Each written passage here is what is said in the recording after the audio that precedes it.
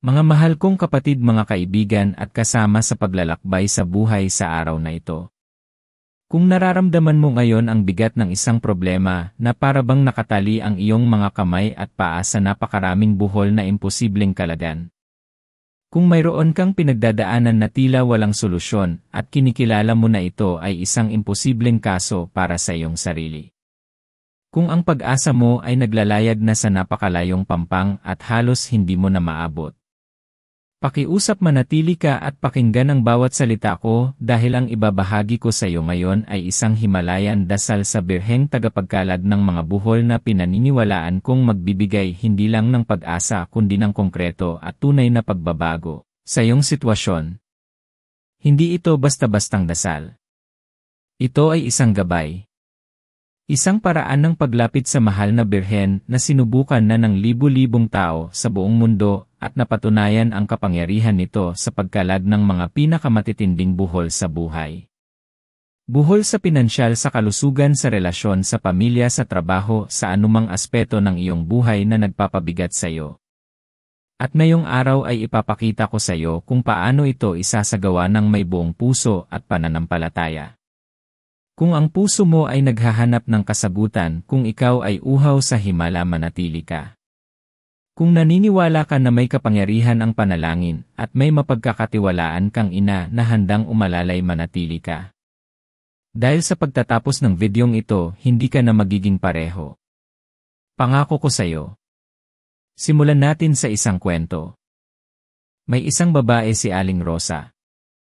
Matagal na siyang nagsusumikap sa buhay. Halos buong buhay niya ay inialay niya sa kanyang pamilya. Pero dumating ang panahon na tila ba nagkasabay-sabay ang lahat ng problema. Ang kanyang anak ay nagkasakit ng malubha. Ang kanyang trabaho ay nagkaroon ng problema at muntik na siyang mawalan. Ang kanyang asawa ay nawalan ng gana at tila ba napagod na sa pakikibaka. Para kay Aling Rosa, ang bawat araw ay isang mabigat na buhol na kailangan niyang kalagin. Pero ang dami na ng buhol at ang hirap ng kalagan. Hindi na niya alam kung saan magsisimula. Ang kanyang kalooban ay puno ng takot at pag-aalala. Naramdaman niya ang matinding pagkabigo at pagod. Maraming gabi siyang umiiyak sa kanyang unan, nagtatanong sa Diyos kung bakit tila ba siya ay pinabayaan. Nagdasal siya. Pero tila ba ang kanyang mga dasal ay hindi nakakarating sa langit? Tila ba ang kanyang mga problema ay napakalaki at napakabigat para sa kanya at sa kanyang pananampalataya? Tila ba may isang malaking pader sa pagitan niya at ng kanyang mga dasal? Marahil ganyan din ang nararamdaman mo ngayon. Yung pakiramdam na kahit anong gawin mo, kahit anong dasal mo, tila ba walang pagbabago. Yung pakiramdam na nakalubog ka na sa putik at wala kang mahawakang sanga para makaahon. Yung pakiramdam na ang mga problema mo ay nagpatong-patong na para bang isang higanteng buhol na may maraming hibla. Hibla ng kawalan ng pera. Hibla ng sakit. Hibla ng sirang relasyon. Hibla ng pagkawala ng pag-asa. Naiintindihan ko kung saan ka nanggagaling. Hindi ka nag-iisa sa pakiramdam na yan. Maraming Pilipino ang dumadaan sa ganoong pagsubok araw-araw. At ang unang hakbang para makalag ang buhol na iyan ay ang pagkilala sa nararamdaman mo. Hindi mali ang maramdaman na hirap ka na. Hindi mali ang umiyak at maghanap ng tulong. Ang mahalaga ay hindi ka susuko. Ang mahalaga ay hindi mo hahayaan na kainin ka ng takot at kawalan ng pag-asa. Dahil may solusyon. May pag-asa. At nasa paghahanap mo ng solusyon ang simula ng iyong pagbabago. Alam mo ba kung bakit tinatawag itong Himalayan dasal? Hindi dahil sa matataas na bundok ng Himalaya, kundi dahil sa Himalayang pananampalataya na kailangan mong ilagay sa bawat dasal. Ang uri ng pananampalataya na gumagalaw ng bundok. Ang uri ng pananampalataya na walang imposible. Na ang pinakamalaking buhol ay kaya pa ring kalagin ng banal na grasya. Kaya ang dasal na ito ay hindi lamang isang simpleng resitasyon ng mga salita. Ito ay isang proseso. Isang paglalakbay ng puso at kaluluwa na may kasamang aksyon. Gusto ko malaman mo na ang banal na birhen, ang birheng tagapagkalag ng mga buhol ay hindi lang isang imahe. Siya ay ating ina. Isang ina na handang makinig at tumulong sa kanyang mga anak. Walang ina na makakakita sa kanyang anak na nahihirapan na hindi gagawa ng paraan. At ang mahal na birhen ay higit pa sa anumang ina dito sa lupa. Ang kanyang pagmamahal at kapangyarihan ay walang hanggan. Pero paano nga ba natin alisin ang mga buhol na ito? Paano natin lalapitan ang ating ina sa paraan na maririnig niya tayo at tutulungan niya tayo? Ang susi ay hindi lang sa pagdasal kundi sa tamang pagdasal. Ang tamang pagdasal ay hindi paghingi lang. Ito ay pagtitiwala, pagsuko, at paggawa ng sarili mong bahagi. Tingnan mo si Aling Rosa. Nagdasal siya pero punong-puno ng takot ang kanyang puso. Ang kanyang pananampalataya ay nagdududa. Alam mo bang kahit ang ating mga dasal ay mayroong enerhiya? Kung nagdarasal tayo na puno ng takot at duda, ang ating isip at puso, ang enerhiya na inilalabas natin ay magdudulot din ng takot at duda. Kaya ang unang sikreto ng Himalayan dasal ay ang pag-aayos ng iyong puso at isip bago ka magsimula. Hindi mo kailangan maging perpekto. Kailangan mo lang maging tapat. Narito ang unang loob na gusto kong buksan para sa iyo. Marami sa atin ang nagdarasal. Pero bakit tila ba mas marami ang hindi nasasagot kaysa sa nasasagot? Ano ang ginagawa ng mga taong nasasagot ang dasal na hindi natin ginagawa? Iyan ang ating aalamin habang tumatakbo ang ating pag-uusap. Bago tayo dumako sa aktwal na dasal at mga hakbang nito, kailangan mo munang unawain ang pinagmulan ng debosyong ito. Ang birheng tagapagkalag ng mga buhol o Mary Untier of Knots ay isang debosyon na nagmula sa isang lumang painting sa Germany. Ang painting na ito ay nagpapakita sa Birheng Maria na kinakalag ang mga buhol sa isang mahabang laso habang kinakasama ng mga anghel. Ang mga buhol na ito ay sumisimbolo sa mga problema at paghihirap na ating pinagdadaanan sa buhay. Habang ang laso ay sumisimbolo sa ating buhay. Minsan ang ating buhay ay puno ng napakaraming buhol. Mga buhol na gawa ng ating mga desisyon. Ng mga desisyon ng ibang tao. Ng mga sitwasyon na hindi natin kontrolado. Pero ang mahal na birhen sa kanyang kababaang loob at pagmamahal ay handang tumulong na kalagin ang bawat isa sa mga buhol na yan. Iyan ang kanyang misyon. Ang alalayan tayo sa ating mga pagsubok. Kaya hindi mo kailangan mag-alala kung ang buhol mo ay napakalaki o napakakomplikado. Para sa ating ina, walang buhol na imposibleng kalagan. Pero hindi sapat na malaman lang natin ito. Kailangan nating gawin ang ating bahagi. Gaya ng sabi sa Biblia sa James 2:17 ang pananampalataya na walang gawa ay patay. Kaya ang Himalayan dasal ay hindi lang tungkol sa pagdarasal, kundi sa paggawa ng iyong bahagi. At ang iyong bahagi ay nagsisimula sa kung paano mo tinitingnan ang problema. Hayaan mong ibahagi ko sa iyo ang kwento ni Mang Fidel. Si Mang Fidel ay isang karpintero. Napakahusay niyang gumawa ng bahay. Pero isang araw nagkasakit siya at hindi na niya magawa ang kanyang trabaho. Ang kanyang pamilya ay nawalan ng kita at unti-unting nalubog sa utang. Para kay Mang Fidel ito ay isang imposibleng sitwasyon. Paano siya kikita kung hindi niya magamit ang kanyang mga kamay? Paano siya magpapakain sa kanyang pamilya? Napuno siya ng galit at pagkabigo. Lagi siyang nagrereklamo. Bakit siya?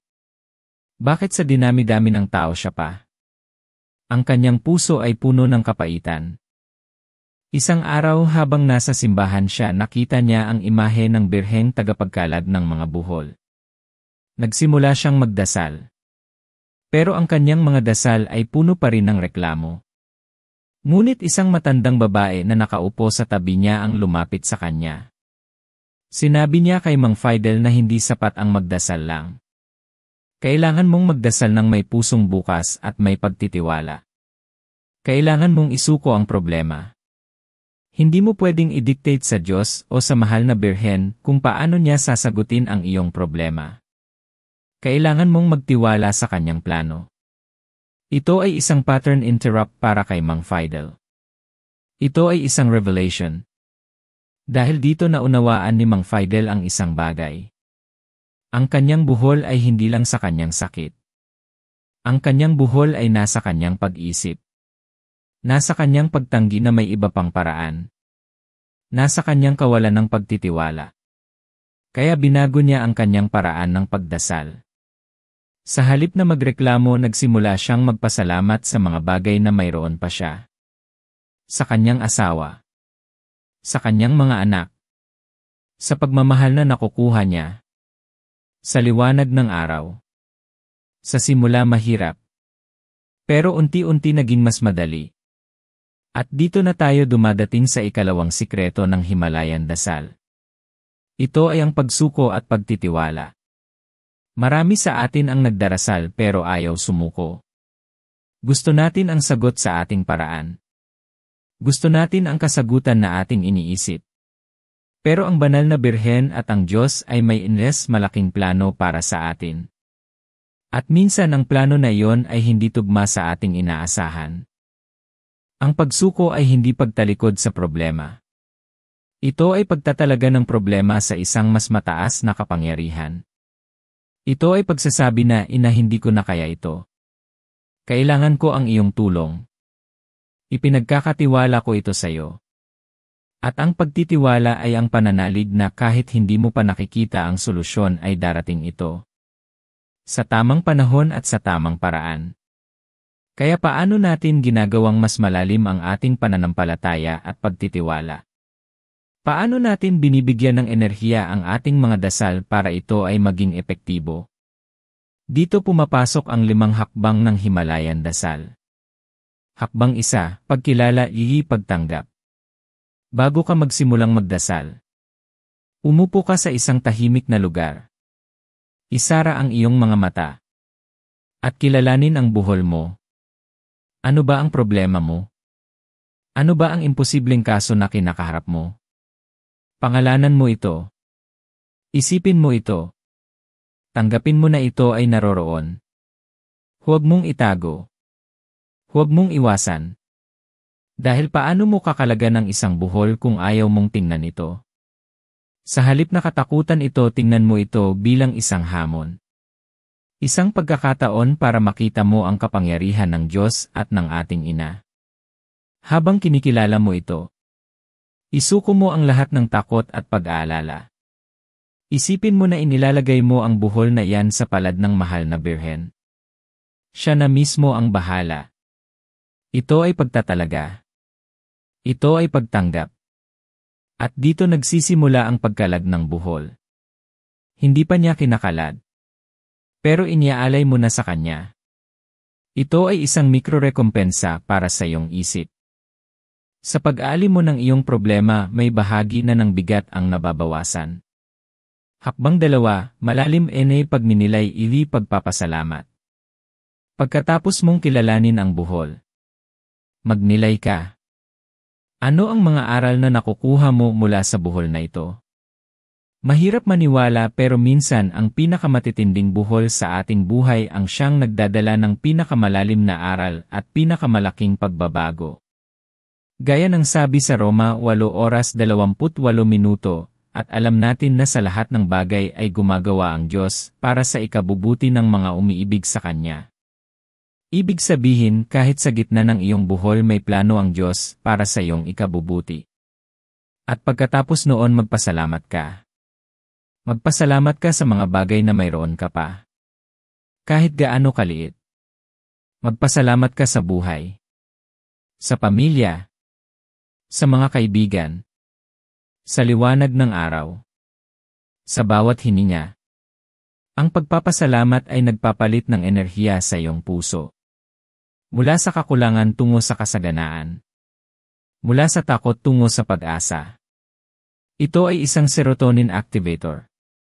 Kapag tayo ay nagpapasalamat, pinupuno natin ang ating puso ng kapayapaan at kaligayahan. At ang kapayapaan at kaligayahan ang siyang nagbubukas ng pinto para sa mga himala. Subukan mong gawin ito. Ilang segundo lang. Magpasalamat ka sa tatlong bagay ngayon.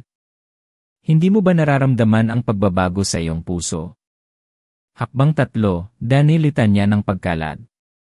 Ngayon handa ka ng magdasal. At ang dasal na ito ay hindi basta-bastang dasal. Ito ay isang litanya. Isang serye ng mga panalangin na sinasambit ng may buong puso. Ito ay magsisimula sa pagtawag sa Mahal na Birhen. O Mahal na Birhen, tagapagkalad ng mga buhol, aming ina na puno ng pagmamahal. Ikaw na tinanggap ang lahat ng aming mga kahinaan at mga problema. Ikaw na nakakaunawa sa bigat ng aming mga pasanin. Ikaw na laging handang tumulong. Nagpapakumbaba ako sa iyong harapan ngayon. Hawak-hawak ko ang buhol ng. Maaaring ito ay buhol ng kawalan ng trabaho. Buhol ng malalang sakit. Buhol ng pagkakawatak-watak ng pamilya. Buhol ng pagkalugi sa negosyo. Buhol ng kawalan ng pag-asa. Pangalanan mo ito. Aming ina, ipinagkakatiwala ko sa iyo ang buhol na ito. Alam kong napakabigat nito para sa akin. Alam kong imposibleng kalagan ito sa aking sariling lakas. Ngunit naniniwala ako na sa iyong pagmamahal at kapangyarihan walang buhol na imposibleng kalagan. O Birheng tagapagkalag ng mga buhol, kalagan mo ang buhol na ito sa aking buhay. Kalagan mo ang bawat hibla ng pagdududa. Kalagan mo ang bawat hibla ng takot. Kalagan mo ang bawat hibla ng kawalan ng pag-asa. O Birheng tagapagkalag ng mga buhol, gabayan mo ako sa aking mga hakbang.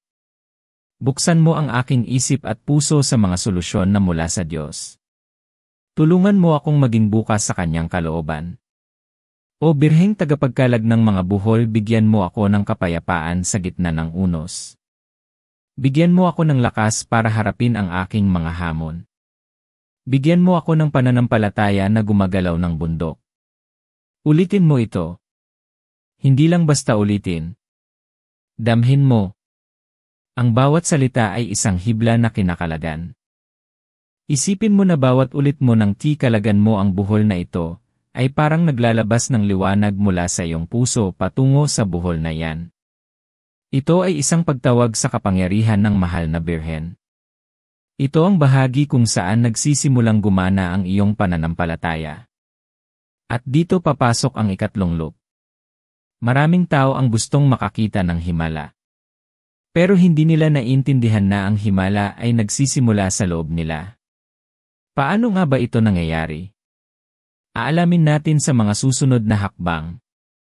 Si Rimeo Estratehiko, mga kaibigan ko, pakisabi naman sa akin sa mga komento kung saan ka nanonood ngayon at kung ang mensaheng ito ay nakakatulong sa puso mo. Nakakataba ng puso at nakakatulong sa akin para mas maintindihan ang ating pamilya dito at makalikha pa ng mas maraming nilalaman na magbibigay ng pagbabago sa buhay. Hakbang 4, Denhi akto ng pagtitiwala, i-aksyon. Pagkatapos ng litanya, hindi pa tapos ang dasal. Ang Himalayan dasal ay nangangailangan ng akto ng pagtitiwala at aksyon. Ano ba ang aksyon na maaari mong gawin na may kaugnayan sa iyong problema? Hindi mo kailangan gumawa ng malalaking bagay. Magsimula ka sa maliit. Kung ang buhol mo ay sa pinansyal, ano ang isang maliit na aksyon na magagawa mo para matulungan ang sitwasyon? Maaaring magbasa ng libro tungkol sa pamamahala ng pera. Maaaring maghanap ng part-time job. Maaaring magbenta ng mga lumang gamit sa bahay. Maaaring makipag-usap sa isang eksperto sa pinansyal. Ang Mahal na Birhen ay gagamit ng mga paraan at tao para sagutin ang iyong dasal. Ang iyong aksyon ay nagpapakita ng iyong pagtitiwala. Ito ay nagsasabi sa Diyos at sa Mahal na Birhen na handa kang tanggapin ang himala. Na handa kang makipagtulungan. Kung ang buhol mo ay sa relasyon, ano ang isang maliit na aksyon? Maaaring magpadala ng mensahe ng pagmamahal sa isang taong kinagalitan mo. Maaaring humingi ng tawad. Maaaring makinig sa kanyang panig. Maaaring magbigay ng ngiti. Maliit na aksyon. Malaking epekto. Kung ang buhol mo ay sa kalusugan, ano ang isang maliit na aksyon? Maaaring maglakad-lakad ng 5 minuto sa labas. Maaaring uminom ng mas maraming tubig. Maaaring magbasa tungkol sa iyong karamdaman at sa mga posibleng lunas. Maaaring magpatingin sa doktor na matagal mo nang ipinagpapaliban. Ang mahal na birhen ay hindi magic lamp. Hindi niya gagawin ang lahat para sa iyo nang walang aksyon mula sa iyo. Siya ay ina. At ang ina ay nagtuturo. Naglalabas ng potensyal. At ang potensyal na yon ay nasa iyo. Sa loob mo. Ang iyong aksyon ay nagpapalabas ng oxytocin sa iyong utak. Ang hormone ng bonding at koneksyon. Ikaw ay nakikipagkoneksyon sa divine sa pamamagitan ng iyong pagsisikap. Ang kwento ni Aling Nena. Matagal siyang nag-alala tungkol sa kanyang anak na nasa ibang bansa at hindi na nagpaparamdam. Ang kanyang puso ay puno ng buhol ng pangungulila at takot. Nagdasal siya ng Himalayan dasal. At ang maliit na aksyon niya ay ang maghanap ng lumang photo album. Habang tinitignan niya ang mga larawan ng kanyang anak, lumitaw sa kanyang isip ang isang ideya. Hanapin ang dating kaibigan ng kanyang anak na kasama niya sa ibang bansa. Sa pamamagitan ng kaibigan na yon nagkaroon siya ng koneksyon. Hindi agad-agad na solusyonan ang problema. Pero nabuksan ang pinto. Nagsimulang makipag-ugnayan ang kanyang anak. Ang buhol ng pangungulila ay unti-unting kumalad. Hindi ito instant. Pero ang dasal na may kasamang aksyon ay lumilikha ng momentum. Hakbang 5, pagtataya, patuloy, pananampalataya. Pagkatapos mong gawin ang lahat ng ito, ipagpatuloy mo ang pagdarasal ng Himalayan dasal. Hindi ito dasal na isang beses lang ginagawa. Ito ay isang debosyon. Isang lifestyle. Araw-araw magnilay ka. Araw-araw magpasalamat ka. Araw-araw sabihin mo ang litanya. Araw-araw gumawa ka ng maliit na aksyon. Dahil ang buhay ay hindi perpekto. Laging may buhol na darating. Pero ang mahalaga ay mayroon kang paraan para kalagan ang mga ito. At habang ginagawa mo ito, magtiwala ka sa divine timing. Kung minsan ang sagot ay hindi agad dumarating. Kung minsan ang sagot ay hindi tulad ng ating inaasahan. Kung minsan ang sagot ay mas malaki pa sa ating inaasahan. Hindi ka dapat sumuko. Hindi ka dapat mawalan ng pag-asa. Dahil ang Diyos at ang mahal na birhen ay hindi ka pababayaan. Ito ang cortisol modulator. Ang reassurance na ikaw ay may kakayahang lampasan ang anumang hamon. At ang pag-asa na ang iyong dasal ay pinakikinggan ay nagbibigay ng kaluwagan. Tandaan mo na ang iyong potensyal ay napakalaki. Mas malaki pa sa anumang buhol na kinakaharap mo. Kung ikaw ay nilikha ayon sa imahe ng Diyos, kung gayon ikaw ay mayroong kakayahan na lumikha. Na magbago. Na lumago. Na lampasan ang mga hamon. Ang birheng tagapagkalag ng mga buhol ay naroon para tulungan kang ilabas ang potensyal na yan. Hindi para gawin ang lahat para sa'yo. Kundi para alalayan ka. Para gabayan ka. Para bigyan ka ng lakas. Ang isa sa mga pinakamatitinding buhol sa buhay ng isang tao ay ang buhol ng kawalan ng pag-asa. Yung pakiramdam na wala ng pagbabago. Yung pakiramdam na hindi ka nakarapat-dapat sa anumang kabutihan. Iyan ang pinakamapanganib na buhol. Dahil kapag nakatali ka sa kawalan ng pag-asa, hindi mo na makikita ang mga solusyon, kahit na nasa harapan mo na. Hindi mo na maririnig ang mga gabay na mula sa itaas. Kaya ang Himalayan dasal ay hindi lang pagkalag ng panlabas na buhol. Ito ay pagkalag ng buhol sa iyong puso at iyong isip. Ito ay pagpapanumbalik ng iyong pag-asa. Ng iyong tiwala sa Diyos. At ng iyong tiwala sa iyong sarili. Balikan natin si Aling Rosa. Matapos ang kanyang matinding pagsubok at ang pagkakaroon ng tamang pag-unawa sa pananampalataya, nagsimula siyang magdasal ng Himalayan dasal. Sa simula mahirap. Dahil punong-puno pa rin siya ng takot. Pero hindi siya sumuko. Pinilit niyang magpasalamat. Pinilit niyang gumawa ng maliliit na aksyon. Nakipag-usap siya sa kanyang asawa. Humingi siya ng tawad sa kanyang anak, kahit hindi siya ang may kasalanan, para lang maibalik ang kapayapaan sa kanilang pamilya. Naghanap siya ng mga murang alternatibong gamot para sa kanyang anak. At alam mo kung ano ang nangyari. Hindi ito isang instant na himala. Hindi agad-agad nawala ang lahat ng problema. Pero unti-unti. Parang tinatanggal Venyelid sa pot. Nagsimulang gumaling ang kanyang anak. Hindi agad-agad. Pero unti-unti. Nagsimulang bumalik ang kapayapaan sa kanilang pamilya. Hindi agad-agad. Pero unti-unti. Nakahanap siya ng bagong trabaho. Hindi agad-agad. Pero unti-unti. Ang mahal na birhen ay hindi nangangako ng madaling buhay.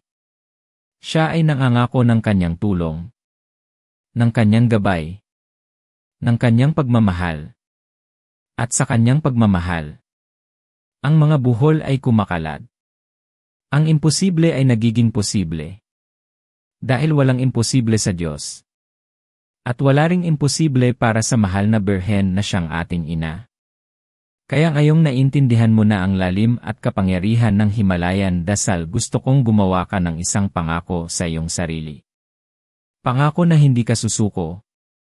Pangako na ipagpapatuloy mo ang paglaban. Pangako na ipagkakatiwala mo ang lahat sa ating ina. Dahil ikaw ay may layunin. Ikaw ay nilikha para sa isang bagay na espesyal. Hindi ka dito para lang maghirap. Ikaw ay narito para lumago. Para magbigay ng liwanag. Para maging inspirasyon. Ang bawat buhol na kinakalag mo ay hindi lang para sa iyo. Ito ay para rin sa mga taong nasa paligid mo. Ito ay nagpapakita sa kanila na posible ang pagbabago. Na may pag-asa. Na mayroong Diyos na nagmamahal at isang ina na nag-aalaga. Kaya huwag kang matakot na harapin ang iyong mga buhol.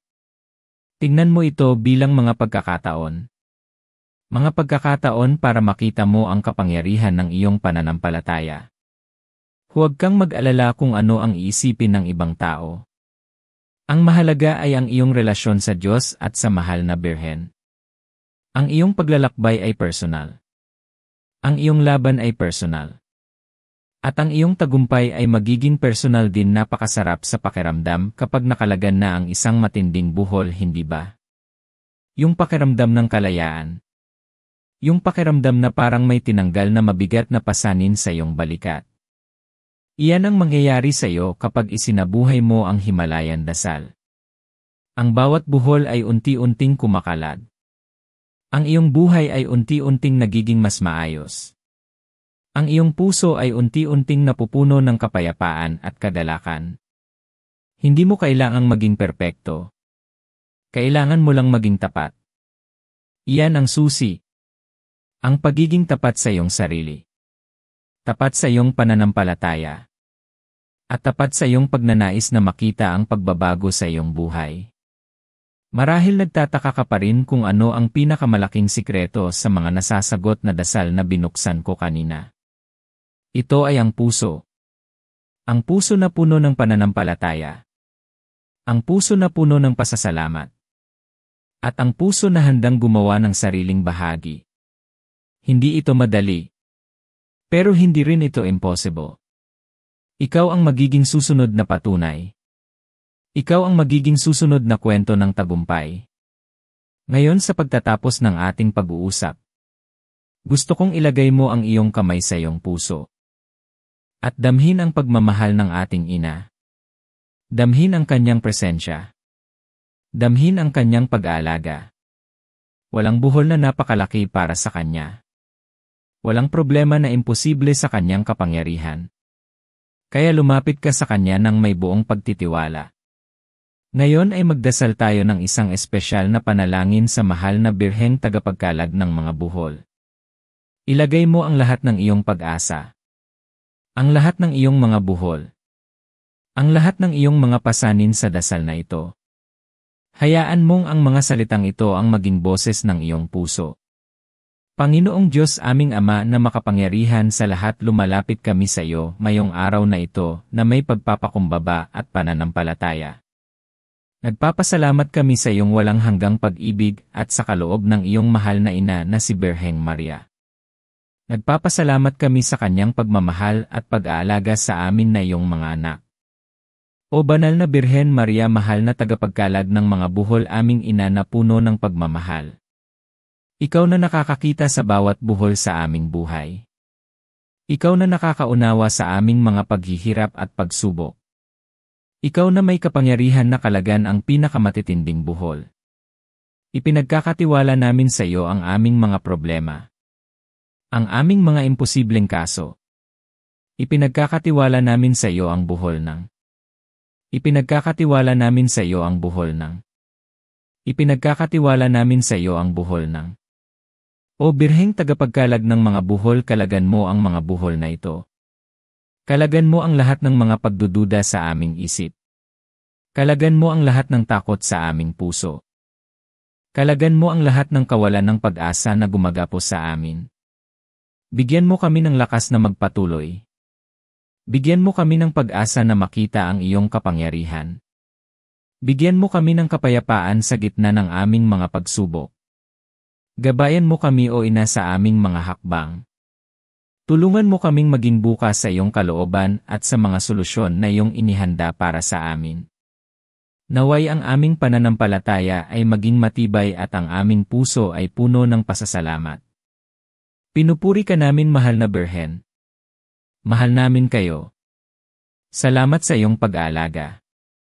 Salamat sa iyong paggabay.